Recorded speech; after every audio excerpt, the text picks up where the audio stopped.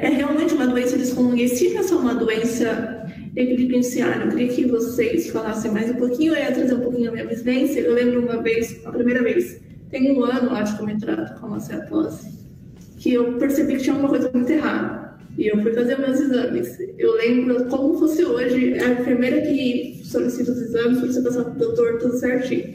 Quando eu falei sobre a minha queixa, ela falou assim, olha, não tem nenhum exame que eu possa solicitar, mas eu posso te ensinar sobre higiene pessoal. Eu falei para ela assim, moça, minha higiene é perfeita, então eu sei. É um pouco difícil, acho que nem os profissionais da saúde levam a gente a sério. Como que nem os profissionais levam a gente a sério, quem dirá nossos colegas de trabalho. Eu posso explicar 200 mil vezes que a culpa não é minha, que é uma doença, que é uma doença que acho que mesmo com uma explicação médica é difícil das pessoas entenderem. Eu acho que a resposta para a sua pergunta é as duas coisas. É uma doença extremamente desconhecida, mesmo no meio médico, e por conta disso ela é muito negligenciada. Não só por conta disso, né? Mas tem uma questão cultural, não só cultural, tá? Tem uma questão até instintiva, porque o odor ele provoca sentimentos muito primitivos no ser humano. Então você vê que a maioria dos animais se baseia no odor para saber será que isso é de comer? Será que esse outro animal tem uma doença? Será que essa fêmea está em um momento reprodutivo? Será que essa presa que eu cacei já está estragada? Enfim, os animais eles se baseiam muito no olfato para tomar essas decisões todas. E o ser humano ele foi abandonando isso.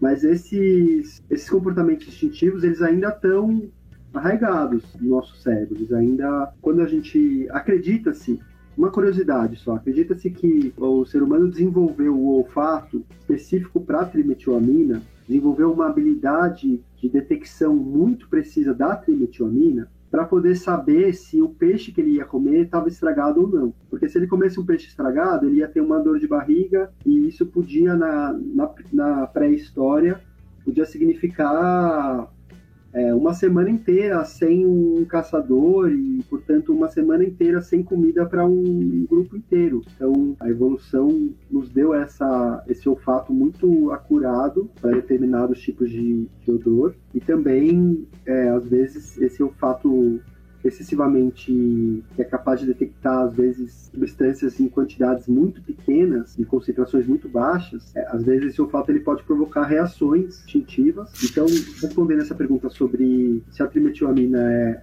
negligenciada ou se ela é desconhecida, é as duas coisas. Ela é desconhecida e aí ela mexe com o olfato, mexe com um sentido que é o olfato, que é um sentido que é pouco estudado, porque é um sentido, talvez, que a gente costuma não dar tanta importância, porque é um sentido mais primitivo. O senso comum diz que se a pessoa tem uma boa higiene, ela não vai causar nenhuma reação nas outras pessoas, e não vai também, se as pessoas tiverem uma boa higiene, ela também não vai sentir, não vai se incomodar muito, não vai usar muito esse olfato, a não ser para quando ela for comer, para saber se aquilo é apetitoso, aquele alimento está provocando uma salivação, para preparar o organismo para digerir. A resposta é uma doença negligenciada e desconhecida.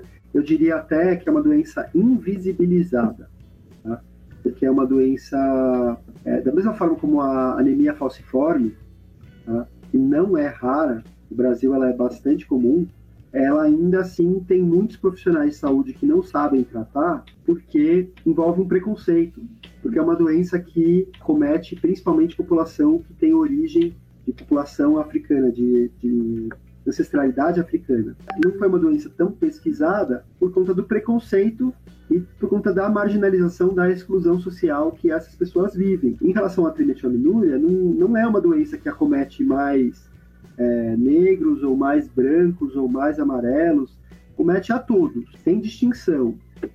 Mas o preconceito também está muito presente, porque essas pessoas a gente ainda está num momento em que a gente ainda tem que dizer, não é um problema de higiene, não tem nada a ver com higiene.